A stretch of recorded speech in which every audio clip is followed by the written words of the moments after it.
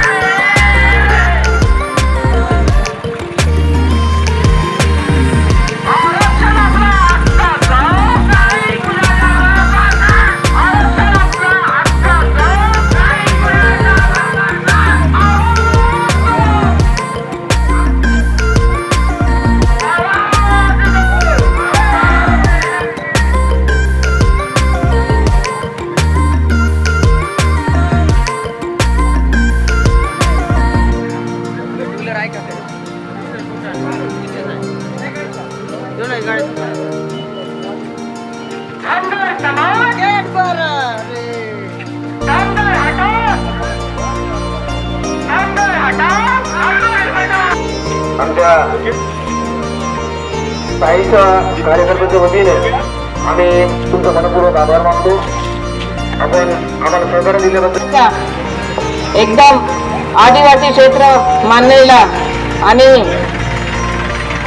आपल्या राज्यपालने दत्तक घेतलेला भामरागड गावामध्ये आमचा जन आक्रोश यात्रा आम्ही तहसील कार्यालयामध्ये धडक मोर्चा काढलेला आहे. याच्यामध्ये आमचे प्रमुख मागण्या आहे आणि हे मागण्या काय लोकांचे आपले महायुती सरकारचे विरोध, कारण लोकांना काही सवलती होऊन नाही राहिल्या आहे त्यांच्या विरोध आम्ही हे जन आक्रोश मोर्चा काढलेला आहे. आमच्या मनामध्ये जसा आक्रोश आहे तसंच तमाम जनतामध्ये महायुती सरकारच्या विरुद्ध आक्रोश आहे, पण ते काही बोलू शकत नाही. आम्हाला माहित आहे त्यांच्या मनामध्ये काय आहे हे सरकारच्या विरुद्ध आणि समोर आम्ही या सरकारला दाखवून देणार आहे. आता समोर इलेक्शन येणार आहे आणि याच्यामध्ये आमचे आदिवासी लोकांचे प्रश्न सुटणार नाही ते आम्ही असाच आक्रोश मोर्चा काढत राहणार आहे. पाहिजे तर आम्ही सर्व लोकांना जनताला घेऊन मुंबई पर्यंत पण आम्ही विधानसभा समोर उपोषण करणार आहे, पण आमची मागण्या पूर्ण व्हायला पाहिजे. आणि या मोर्चामध्ये कोणी आम्ही आमंत्रण करणार नाही, पण ज्यांना ज्यांना आमच्या सोबत यायचंय आपण तिथे न उभं राहता आमच्या सोबत आपण या, कारण हे जे समस्या आहे हे फक्त आमच्या नाही आहे, तुमच्याच आहे. आदिवासीच्या समस्या आहे, ओबीसी लोकांच्या समस्या आहे, सर्व आदिवासी जनता गोरगरीब जनताचे हे समस्या आहे. हे समस्या घेऊन तुमची भाग्यश्री ताई यात्रा तहसील कार्यालयामध्ये धडक मोर्चा काढलेली आहे. म्हणून बंधू भगिनीनो तुम्ही माझ्या सोबत राहा आणि तिथे उभे न राहता सर्व लोक सोबत आपण जाऊ, तहसील ऑफिस मध्ये निवेदन देऊ आणि हे निवेदन आपल्या महाराष्ट्राचे मुख्यमंत्री उपमुख्यमंत्री यांच्या नावाने आहे आणि आपले समस्या तिथे ठेवण्याचा प्रयत्न करू. आणि हे समस्या पूर्ण न झाला तर जसं मी सांगितलंय तर आपण मुंबईमध्ये पण जाऊ. काय मागणी आहे लोकांची? फक्त जे अतिक्रमणचे पट्टे आदिवासी गैर आदिवासी लोकांना आतापर्यंत पूर्ण लोकांना दिला गेला नाहीये. आपल्या आदिवासी लोकांचे 9% जे निधी आहे ते पूर्ण खर्च होत नाहीये, ते निधी दुसरीकडे डायव्हर्ट केलेली आहे. 100% निधी आपल्या क्षेत्रासाठी आलेली निधी ते पूर्ण आमच्या आदिवासी लोकांवर खर्च व्हायला पाहिजे, ना की दुसऱ्या डिपार्टमेंटला जायला पाहिजे. हे आमच्या हक्काची निधी आहे.